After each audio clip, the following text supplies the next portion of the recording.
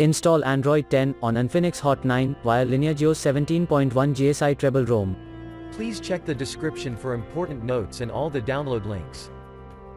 First download ROM and GApps packages, then transfer the downloaded files to the phone storage, link is in the description below.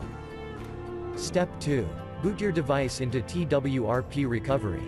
Once in TWRP, click on Wipe, Advanced Wipe, and select the check boxes, as shown in the image, excluding internal storage.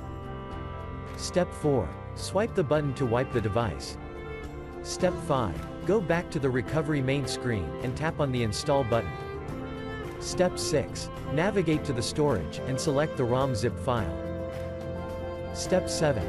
Finally, swipe the button on the screen, to install ROM file.